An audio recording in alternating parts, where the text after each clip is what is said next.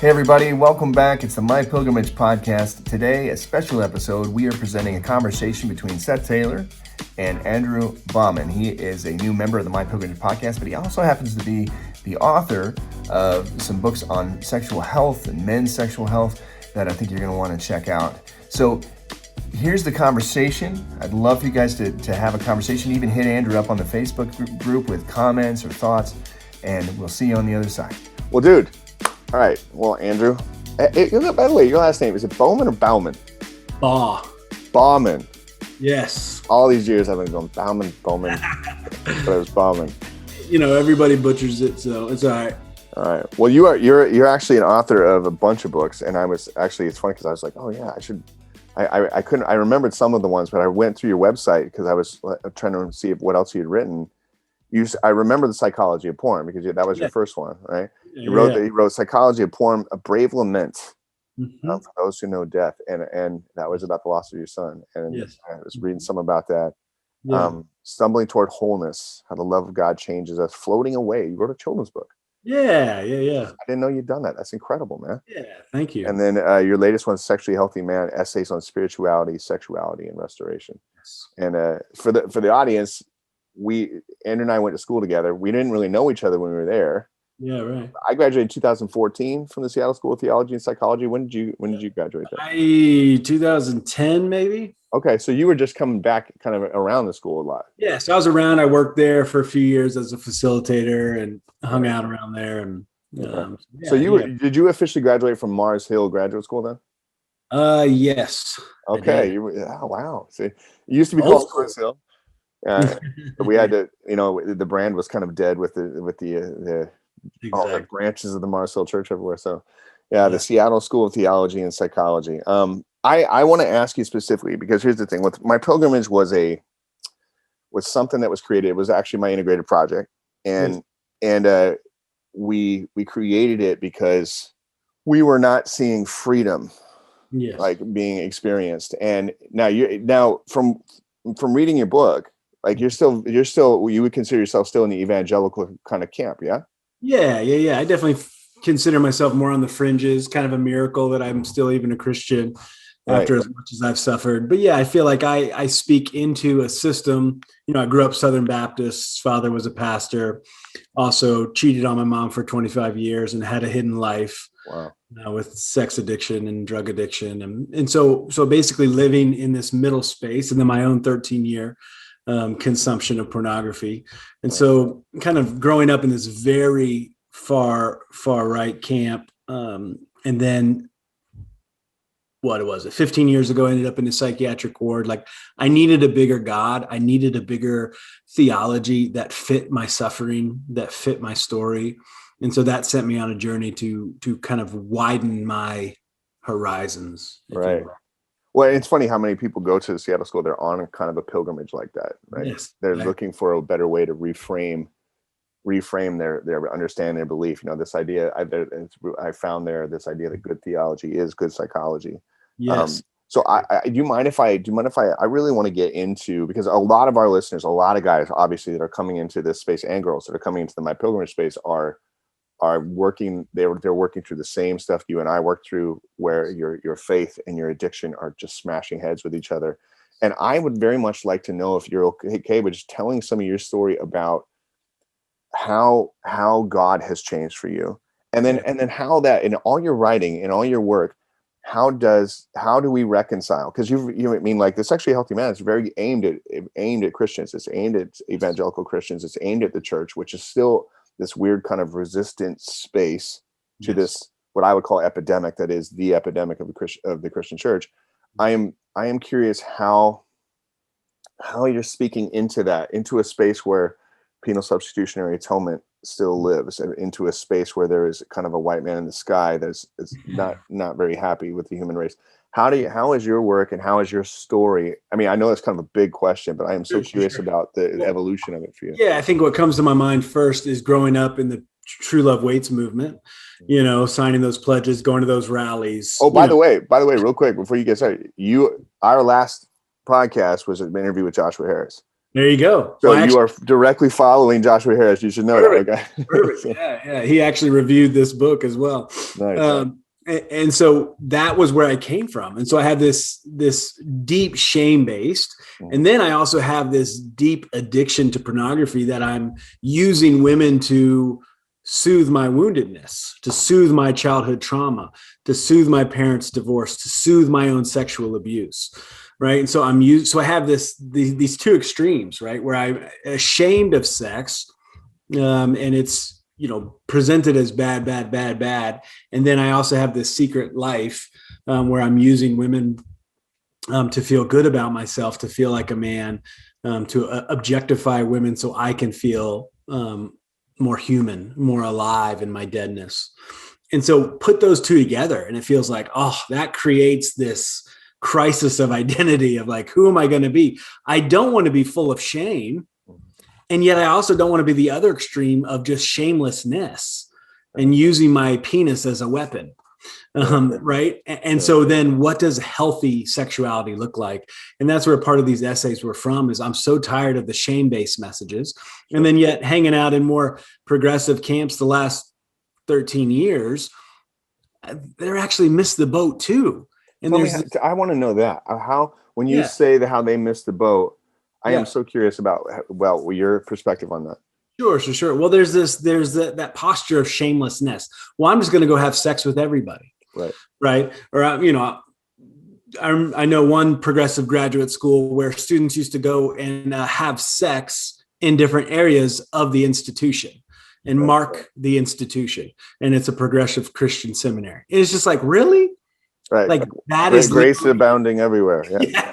That is liberated sexuality. Let's just go have random intercourse in places. It's like, no, that is adolescent. That's not actually healthy, integrated sexuality where your heart and your body line up. That's really just using your body in a shamelessness way. And so that's kind of a moral paradigm, or are you looking at it more from? Yes and no. I don't think moral categories are that helpful anymore. Really. I don't think right and wrong, like that never helped me when I was growing up. So I don't even think of it really an act of morals anymore, though. Sure, that could be a place, but I don't find the moral conversation very motivating. Sure. I find it more, how do we honor beauty? Right. How do we step into larger categories of honoring our own body, right? Not using others, degrading others. That's what I find more motivating. How do you find that being received in the evangelical space? Because people are hungry for it. Besides pissing people off, I have these two extremes, right? Where it's like pisses people off like crazy, and then also so many people are starving for it. Right. What's been wild is I've garnered, I don't know, maybe almost 10,000 followers on Facebook or something, but it's like not 83%. I looked at this the other day. 83% are women. Huh. And yet my book is called The Sexually Healthy Man. I'm speaking to men. But what's happening in my own work is that women who've been harmed by toxic masculinity are drawn to my work because it actually gives them hope and gives them some type of, this is what I've been missing out on. This is the type of harm that I've been experiencing through the patriarchy of the evangelical church, through the sexism and misogyny that's been shoved down my throat for eons. Yeah. Are you finding, I'm curious, do you get asked to speak and do work inside of evangelical spaces, or are you? Mostly a little bit more progressive, spaces. Okay. But you're not any of that kind of megachurch world. Is that they open to your work? Yeah, fringes. Not yet. We're working on it. We're working on it. We're working on it. But yeah, a lot of abused women and domestic violence issues are really clinging to my work because that it actually gives them something healthy to look for because they have experienced the harm. Do you? I guess and it's funny because I'm narrowing my questions down, but I'm really curious. Do you see becoming sexually healthy in this Christian space and a deconstruction of an old way of knowing God and those theologies as something that go hand in hand? Yes. Exactly. How can you live in the church or not in the church, right? Just living in our society, in the messages, in the pornified culture, in the normalcy of, the selling of a woman's body, or, Right. whatever. It's just like, how could you grow up in that? Not even the toxic messages of shame of the church and the purity culture, but how do you grow up with having a healthy sexuality? Our parents, or at least my parents, didn't talk about it, mostly we get toxic messages from both culture and our own religious upbringing. Yeah. And so when we talk about, can I talk specifically about penal substitutionary atonement and this concept of a God that requires sacrifice? Has that changed for you? Is that a deconstructed space? Do you still hold to some of those theologies as you become a sexually healthy man? Yeah. Yes and no. I remember in grad school hearing Professor Roy Barsness saying our theology, we have to shed our theology like snakeskin. And I just remember how profound that was, of like, and how wrong that sounded in the moment, because coming from where I came from and being a pastor before I was a therapist, like that sounded wrong. Yeah. And yet it's been so right as I've been working out my theology along with my sexuality. They're so intertwined, as you mentioned earlier, right? It's like, I can't be spiritually healthy unless I'm sexually healthy. I can't be sexually healthy unless I'm spiritually healthy. Yeah. And so, yeah, I'm still working out my stuff all the time. And that's okay. Like, God can handle my doubt. God can handle my rage. God can handle my questions. I don't worry about that anymore like I used to. Yeah. Trying to get it right. So you're free of the shame, yes, but you're not in the shameless space. So for you, you've used the word honor quite a bit. Like, can you say more about what when you talk about honoring sexuality, like what does that look like for you personally? Yeah. Well, for me, so much of it was changing my relationship with beauty, right? In Seattle, when Mount Rainier's out, right? And you're driving down the interstate and you see this glory, I am in awe. Yeah. Glory looks good on me. Yeah. It was a line that stuck out in your book for me. Yeah. Exactly. So I'm in awe. Yeah. How do I engage beauty? For me, the feminine, how do I engage the feminine with that same amount of awe? Mm-hmm. To me, that's honor. Yeah. Where objectification in my own line of thinking and my pornographic mindset taught me not to awe, but to devour. Right. And so we have to begin to shift that mindset from devouring beauty, kind of overtaking, powering over, to a position of awe. And that's where I funnel it through my own Christian worldview of honoring the imago Dei in the face of the other. Yeah. And so what does God look like for you now? Is God still a kind of old man in the sky? Like what is? Yeah, no, not at all. I think it's integrated with just it's every day. It's integrated in all my relationships. It's how I treat people. It's how they treat me. God is much more integrated rather than just this Sunday morning thing. With COVID and everything, we've been a part of our away from our church community, and it's just like, oh, it's so much bigger than just like a Sunday service, or it's so much more integrated in everything I do. Yeah. Can I ask you about spiritual practice? Please do. If you were, when you're, with your clients and with the work you're doing, like what, if I'm seeking to become a sexually healthy man, okay, I'm coming in, say I'm your average white evangelical porn addict who feels bad about what he's doing, doesn't want to be in that. Like, what are some of the spiritual practices that you invite your clients into that you find them that they can do that helps them with this process? Yeah, I think the first one where we start is the spiritual practice of living in truth, right? God is truth. The more we live in truth is the more we experience God. So how do you live fully authentically? And again, that's a buzzword that's thrown around. And I remember when I first came to Seattle school, I was a youth pastor, college pastor. And I remember our first story group or whatever, right? We had to do those practicum groups. Yeah. And I was like, oh, it's my turn to share my testimony, right? I was like, oh, I'm going to crush this. So I'm going in and I just, I do my normal. I had been doing it for years. I was a polished speaker in the evangelical world. And I'm done with my thing. And I'm kind of expecting my normal, dang, like, I tied it up in a Jesus bow. It was, drugs, sex, rock and roll. I have the big story. Yeah. And then I look around at their faces and they're all just kind of confused. Yeah. They're all kind of looking at me. And then the professor goes, "Where are you?" And I was like, oh shit. I was like realizing that I'm in a different ball game here. Like this is not the one I'm used to playing. And my presentation was honest. Yeah. I was honest. I told my story. I wasn't vulnerable. I had full control. I had full power. Did you even know? No, not at all. Right. And yet it came from my years of being in ministry. It came from years of this polished presentation where I could, in a sense, have the audiences kind of putty in my hands and then wrap it up real good. But I was in full control. So the first step of being fully authentic is not that fake vulnerability. It's actually beginning to lose that power and control we have over our lives, like release our hands, open our hands to surrender. And that is terrifying to a man who has normally power and control issues, specifically, that's represented in their use of pornography. Yeah.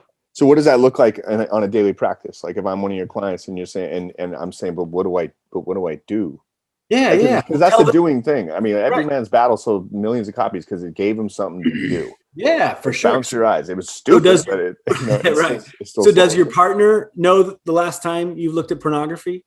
Does are you going to begin to that split? Are you going to begin to bring it together and be the same person that you are at church, that you are at home, that you are at your work, that you are like authentic living means that you are the same dude in every arena of your life. Right. So if I'm one of your clients, that's one of the first thing you're doing is you're going, we're going to just kind of crash all this stuff together. It can get messy. We got to integrate. We got to be fully authentic. Who are you going to be? And if you want to continue to live this kind of split life, then I would say, okay, that's your choice. Go for it. Yeah. Why don't you go pick up a prostitute? Why don't you go, just go for it big. I can actually respect you if you're authentically a raging sex addict and a blazing misogynist and you just own it. Right. I hate women. I hate women. I'm going to go use women. Okay. I disagree. It's going to suck. You're going to harm a lot of people and yourself, but at least I can respect that you have integrity in your destruction. So if sorry, go ahead. The opposite of that, right, is this kind of duality, this split that I lived for many years. Yeah. So if I come to you and I say I'm having an affair here and I'm a porn addict and I'm doing this, and the first thing you're going to do is go, okay, let's talk about what this looks like to just come and tell your wife. Yeah, well, and be real, right? Yeah. Be fully authentic in every way. And again, there's a way to do that responsibly, and there's a way to do that irresponsibly. So I'm not just talking about, going taking a hammer and just crushing them. Like you might need containment. You might need a professional to be with you. But as quickly as you can, how do you begin to get fully authentic in every arena of your life? If you're a pastor, which, what is it? 50% of evangelical pastors are using pornography. Yeah. Okay, am I going to lose my job? Well, maybe, but at least you're not going to be a fraud. Right. At least you could respect yourself. Yeah. It's interesting. I had this client recently come to me, and it was fascinating because I've rarely seen such a complex fractured of sexuality. I've had a few times where I've had somebody's like, whoa, wow, those are some fascinating compartments. Like they're all over the place. I've got this kind of thing I do here, this thing over here, this thing gets, and then I've got the wife and kids over here with the kind of that paints the right picture, and they're all fractured. And that's what we talked about was integration. Yes. And I said, eventually, obviously the goal is that we find your highest expression of your sexuality and you're able to be completely honest with your partner in this thing. And he's just like, I'm not ready for that. It's taken several months, you know what I mean? Before he's finally starting to go, okay, now I can start to kind of give the truth in these small pieces here back into that place. Do you walk people gradually into that, or are you more for the yes and no? I mean, I kind of hit pretty hard and go in pretty intense. Yeah. And so a lot of times if they're not ready to do it, I just, I got too many clients. I got too much to do. Right. So you just tell them you're not ready. Yeah. Like you can go find somebody else. Like, so I kind of take a little bit harder stance just because I got a lot of work. I've got a lot of things to do. I don't have much time to. So if somebody's listening right now and they're like, I think I might go try to work with this guy, they should expect like, all right, let's get rocking kind of thing. Yeah. I'm kind of a, Enneagram 8, like just kind of, hard nosed. I played collegiate soccer and just, I'm kind of a bust your ass and let's do this. Right. I didn't know you played college soccer. Where'd you play? Yeah, I played a few different places. I played at Bryan College in Tennessee. I played at Montreat College in North Carolina. Oh, interesting. I played at 2 colleges too. I played at Simpson down in California and Northwest in Kirkland over here. Oh, nice. That's awesome. That's funny, man. Do you 15 years ago or something. How is? Can I ask you about your marriage? Yeah, please do. Like, so I know you've done a lot of work with your wife. You guys have done some writing together. You've done some of this work, and we do a lot of couples work together, and she's amazing. Yeah. How can I ask you? How important do you think it is when somebody's trying to become that sexually healthy man? They're trying to come out of this way. How important what's the role that the partner plays, and how important it is that you have does that make sense? Yeah. She's got to be doing her own work too. Mm-hmm. And you can't make her do that. Yeah. Right. So as you become, I kind of view it like this. You're riding the bike, and when you become sexually healthy, like you're going to put a stick in the spoke of the bicycle, and most likely it'll all come, you guys are going to crash. Yeah.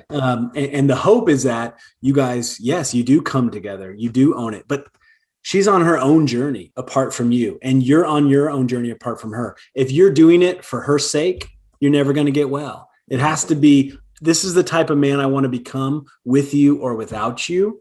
I want you, but I don't need you to be okay.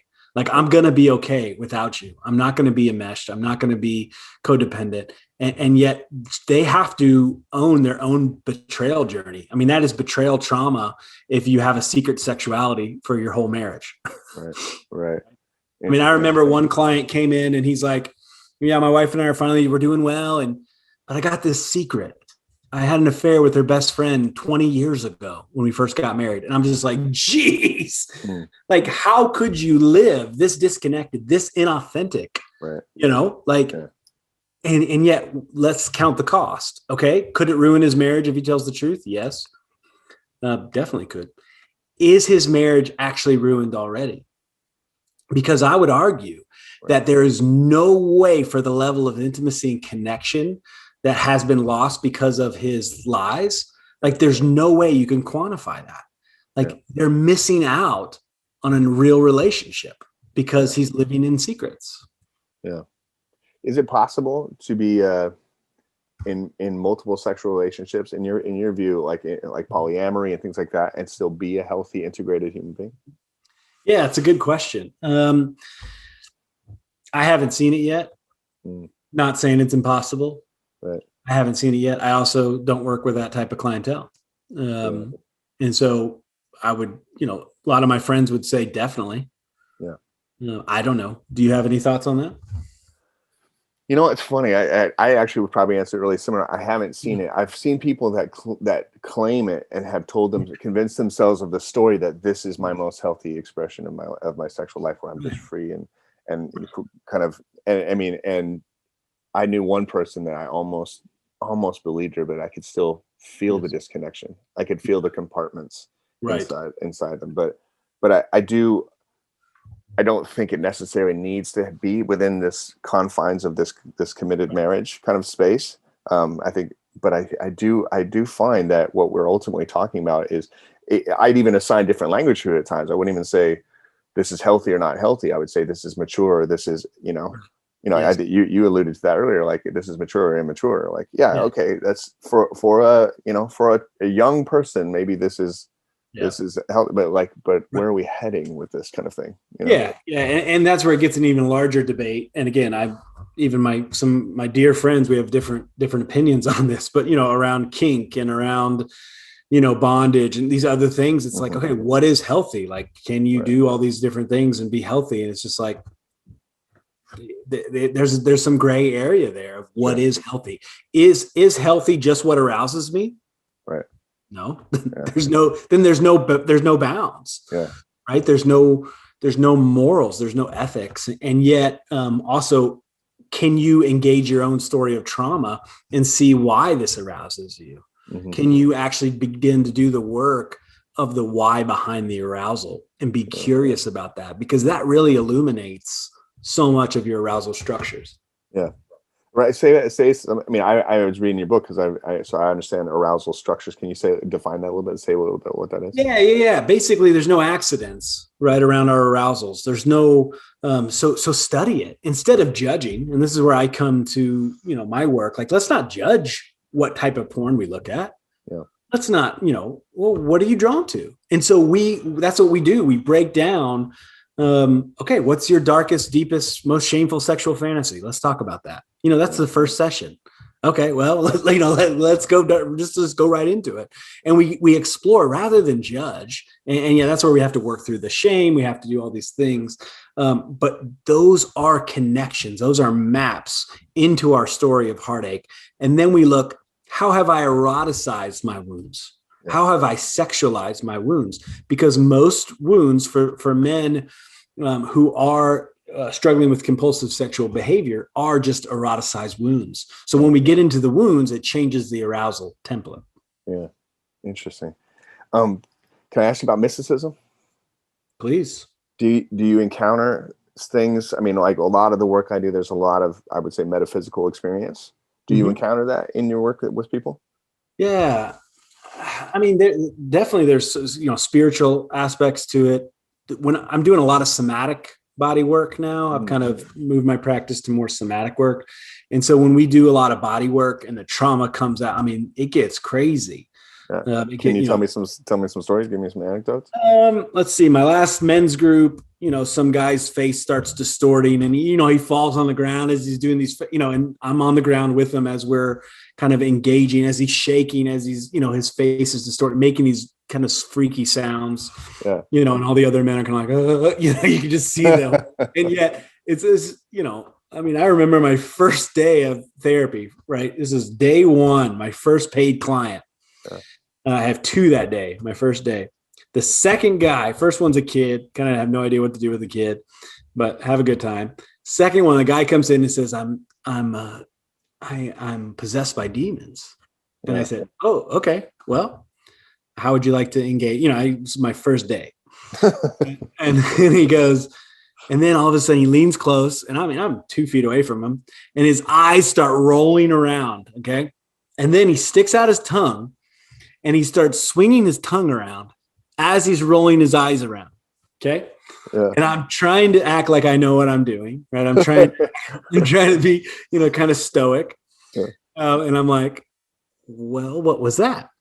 He finishes his thing and he goes, that was the demon. And I'm like, oh, demons got talent. Well, yeah. Well, what would he like to say? I was just kind of like trying to invite something. Yeah. But anyway, it's that's part of what I've been doing this for a decade now. And it's just like, I love the wildness of it. I love the unpredictability of it. And I've leaned into it. I'm not scared of that. Like, I kind of like it. I like when it gets weird. And I do feel like that's how God works. Yeah. It's funny. You probably don't know this because this, and I haven't told this story that much. I mean, I think some of the people in my pilgrimage community know it, but like my addiction ended with a massive exorcism.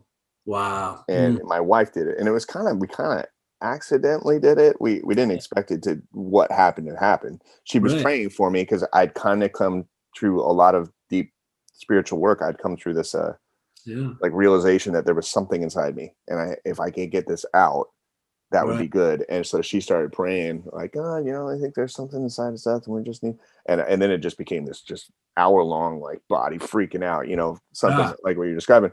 And the next day I wasn't an addict anymore. My addiction was gone. Jeez. And that's what kicked off the entire thing because I had never encountered actual spiritual power before. I was raised with it was an obsession with it. I was Pentecostal, just constantly thinking about all the time, but never actually witnessing any of it. Yeah. And I think that when we talk about the crisis that it is in the church, right, there is, the original title of my first book was Porn Pilgrim, The Search for Freedom You Can Feel. Wow. Right. Like we should be able to feel free, not think free, feel free. Yes. But it seems to me that there will be no reception of this in the Christian church, because the second you start to feel like you start expecting your faith to work, then all the kind of power tricks and this the illusion of it starts to kind of go away. Yeah, well said. Yeah, and I think there's so much, like, when you start feeling deeply, almost many, especially pastors, don't know what to do with that. Right. Right? Don't know what is the, or you have, some people maybe Pentecostal, you might say differently, but maybe they feel, and it's actually not grounded, or it's not guided, or there's got to be an integration of feeling. And that's why I love where we went to grad school, the theology and the psychology piece. Like, it's got to be both. We got to feel our faith. Yeah. We got to feel our pain. We got to feel this work. And so that's why the somatic work, which is the body work that I've been incorporating and studying in the last few years, has been so big for my practice, because it's like, no longer is it just talk therapy. Yeah. It's just, it actually, I realized after, 6 years into my practice, like, wait, there's more here. Like, I'm not getting as deeply as I want to get. Yeah. Well, and that's huge in the My Pilgrimage space. We're talking a lot about that embodiment. Yeah. Now, I don't think our audience will be that familiar. We haven't used the word somatic when we talk a lot. Like, can you describe what somatic therapy is? Yeah, basically, how do we get our body in the work? So, we'll have, my men's groups, we'll have everybody bring a story. So something that we did in grad school, we had to bring, a trauma narrative or whatever, share it with the group, and they hold it. And you tell the story, right? Which is great. So good, powerful. And yet, if it stays in your head, it never actually changes. And so we actually begin to act the story out. So we actually use our body in the story. So let me think of a good example. That's not too intense, might scare too many people. Well, you won't scare these guys love this. So I bring it. So one of the trainings, this is one of the somatic trainings that I did. Okay. So a woman is telling about her rape experience. All right. Therapist is there, and he tells us to hold her down. This is this is on the edge of terrifying, right? Yeah. He's grabbing her legs and starting to pull them apart. Yeah. He tells me to hold her arm. Okay. Yeah. And as he's telling her, coaching her through, fight back. And so she's telling the story of her rape as she's lying on the ground, screaming, cursing, yelling, fighting us. Yeah. And I could barely even witness her. It was so powerful, so glorious and terrifying. I looked away.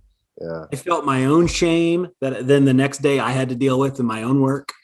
Dealing with my own shame of being an abuser in the past of women, of harming women, of devouring women, right? And so it's like, and yet when we came out of this exercise, she stood up in a different way. She had power in a different way. We went to the face of the tragedy, and she invited her body with care, with guidance, even though, again, the leg thing, that sounds cruel, but the therapist was very in tune with her. He wouldn't have ever done that if that would have harmed her. He was basically saying, get your power back. And this was a professional group. So she had already gone through, and I've already gone through level 1 to, this is a progressive of training. So there's already a foundation of safety there. But that's an example. And I've got, losing my own son. I was in the same level 1 training group, and I'm on the ground. The therapist is asking me to engage my son, who I lost 9 years ago. So I'm talking to him, I'm screaming, I'm crying, and he begins to dig into my belly hard. So he takes his hand and he finds my grief in my belly and is pushing almost as hard as he could into my belly as I'm like screaming about my son and the tragic loss. And he finds the grief rooted deep in my belly. Those are the type of things that somatic work does. And that's what I've been trying to integrate in my own practice to differing degrees of, we have to engage this, and we have to bring our body to the table, not just our mind. Yeah. So in your men's groups, do you guys do somatic type of work? Oh, yeah. Yeah. So because I know that's going to be something for the My Pilgrimage group, and guys that are listening to this, a lot of them are looking for men's groups. Oh yeah. that are helpful, but they're Yeah. kind of over the talk therapy thing. You know what I mean? Yeah, exactly. And that's why I tell so many people, like, like, no more. You've done enough of that. We actually need something more. So my wife and I run the Christian Counseling Center for Sexual Health and Trauma. And we do men's level 1 intensives, and then level 2 men's and women's groups together, where the women engage, their stories of abuse, and the men engage their stories of abusing. And we do it in real time with each other. Wow. And that's level 2 groups. And we have marriage intensives. So we got it all. You can check it on our website, christianpc.org. So obviously now, have you been able to run any of that stuff during COVID? Yeah, actually. Okay. Yeah. Another, we do some testing. We do some, screening, some health screening beforehand. Okay. But yeah, we've already got a waiting list for our spring group.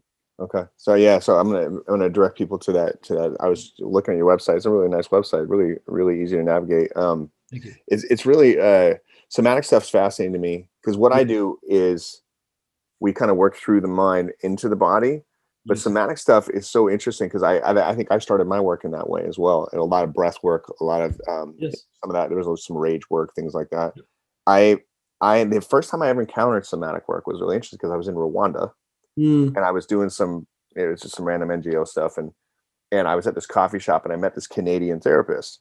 And we started talking about, what does therapy look like in Rwanda, where everyone holds such acute trauma and no one talks about it. Like, it's not something you can do. You can't be vulnerable. You can't talk about what you're going through.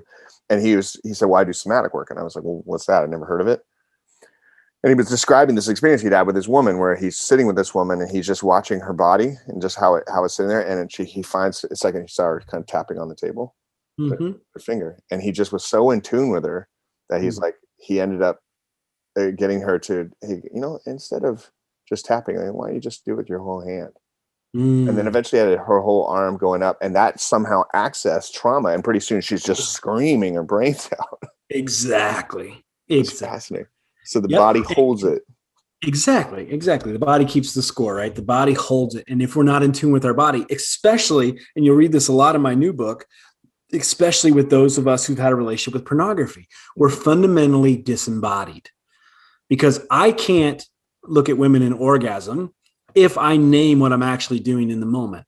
I'm participating in sex trafficking and the exploitation of women. I'm not going to get off to that. Right. I can't tell myself the truth. So I have to disconnect. Yeah. I have to become outside of my own body. And so much of the work that we got to do is to become embodied, right? So much of the work. I remember one story of a client trying to walk him through some body work. It was a woman who was dealing with some of her own abuse.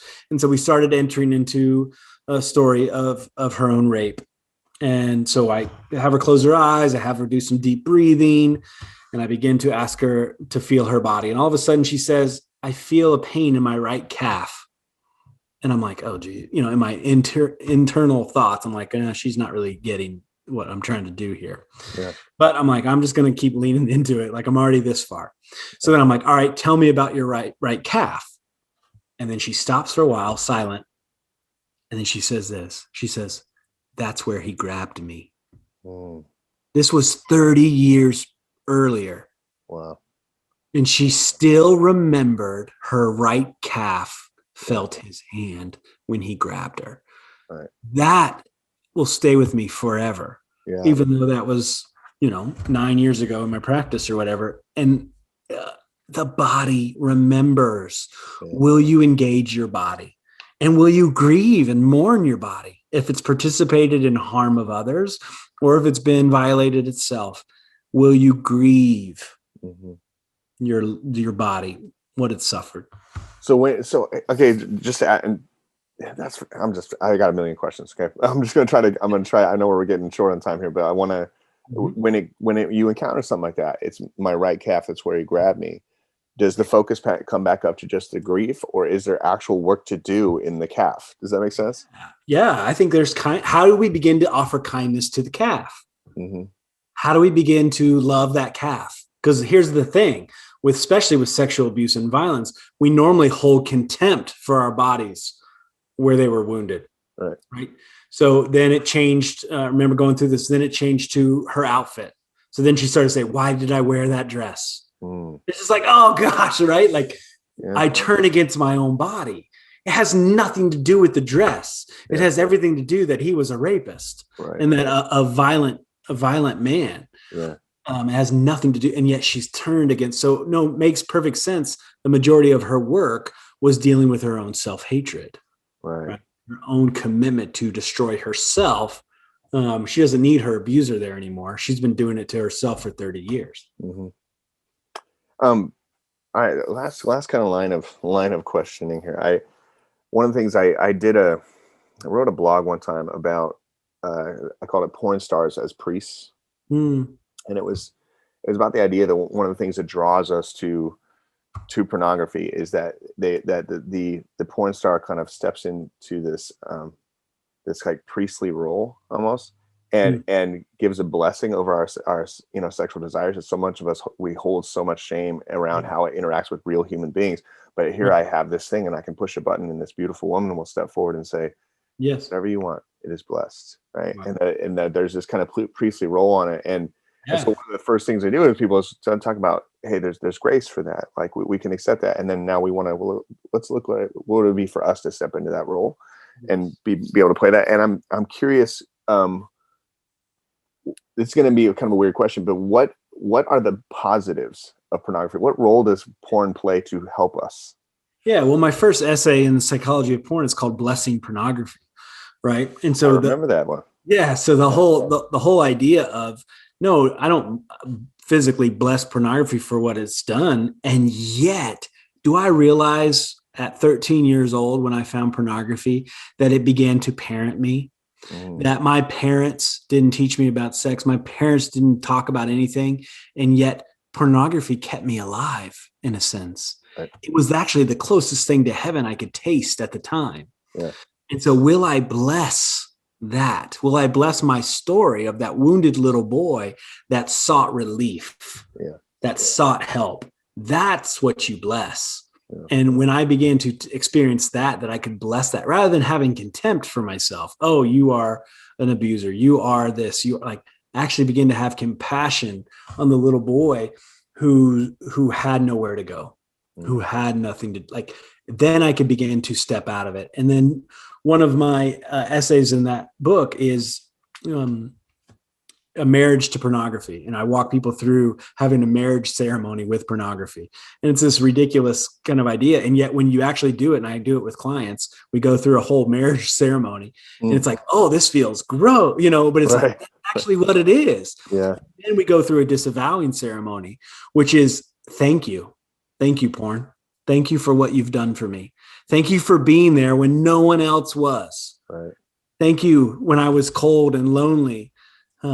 You were there for me and then we begin to say, and now as I have outgrown you, now that I don't need you anymore, I let you go. Yeah. Thank you. I bless you. Goodbye. Yeah. And we walk away from the need. To me, that is so different than what I grew up with, which is basically just, curse it, white knuckle it. I remember we had a group and we had a jackpot. And if you masturbated, you put $5 in the jackpot. Right. And it's like, man, I want to go back to the church and see if it's still in that drop down ceiling, 20 something years ago, where we put $5 in the ceiling. Yeah. It didn't help. Right. No, of course not. It didn't help us. It's because we were missing the whole point. Yet our hearts were good, right? We wanted to be pure. We wanted to please God. Yeah. Sure. And yet we missed the entire point. Yeah. You think the word pure, is that something you see as a toxic thing, or do you think there's a place for it? I don't really use that word anymore. Basically, I don't think of pure. I think of integrate. Integrate. Yeah. Right. Yeah. I'm going to integrate the darkness within me. Mm-hmm. I'm going to what keeps me humble is that I'm very aware of my own depravity. And yet I'm very aware of my own glory. I can hold both. I never become too arrogant and I never become too self-contemptuous because I know I am made in the image of God and yet I am capable of horrific things. Yeah. I think if you guys ever sell t-shirts on your website, it's going to say glory looks good on me. That was a good line. That's actually the second person that said that. Yeah. It's a good line. I thought right when I read that, I'm like, Good line. That was like, that's something we can put on ourselves, because that is a really interesting, actually coming into that glory. But the phases, that's what you're doing. What I see with you is that you're accepting this. I think we use the term pilgrimage. You're accepting that there are phases and movements in this process, and each one is to be honored, and that there is a glory in the weakness of it. And there is a process where I think that the evolution is that the church still is mired in a process of we're not allowing for a process. Yes. You know what I mean? The process is, there is no process. It's just, the goal is to not look at pornography, and it's just a deeply unhelpful space. Right. And yet I would say there are stories of what you shared, right? Where up one exorcism later and you're done, but those are rare. That's not the norm. Right. I couldn't even tell you the actual date. And yet it was somewhere around 12 years ago that I stopped looking at porn. Right. I outgrew it. Yeah. Right. I matured out of it, and that's more normal. And yet it can happen. I mean, you're living proof of it. The other way it can happen, yet that's just not the norm. Yeah. Well, and it's interesting because I'll see guys too, though. I remember having this client, and he's like, well, I looked at porn this week, and he was like, started going, I'm so frustrated. I'm not, I thought my addiction was over. And I go, whoa. I go, you're not an addict anymore. He's like, what? I go, you're not, did you make a choice when you looked at the porn? He goes, yeah. I go, you're not an addict. You chose. Now, if you don't want to look at it, choose not to. And he was like, he's like, oh yeah. I'm like, that's all we're talking about. We're talking about coming to the space where that kind of resolution of the pain and the healing happens to the point where you can just choose what kind of life do you want to live. Exactly. Then it becomes more normal, right? Where I'm going to live with integrity, live with authenticity, no more secrets. Yeah. I'm going to talk to my wife about what's going on inside of me. Yeah, fascinating. Well, Andrew, I really appreciate you taking this time, man. I've been a distant follower of your work, watching, following you on Facebook and on Instagram, and watching how things go with you. I think it's incredible. Seattle School I consider it a sacred place. It was a place where I came in there after that exorcism, going like, geez, like what do I do with all this? And I found your work to be really, really inspirational. And the reason I wanted you to come on here is because, inside of our space, we're all just sharing resources and going, what's some good stuff? And I think your stuff would be incredibly helpful. Thank you. Yeah, thank you so much for having me. Yeah, absolutely. Good to connect with you. All right, man.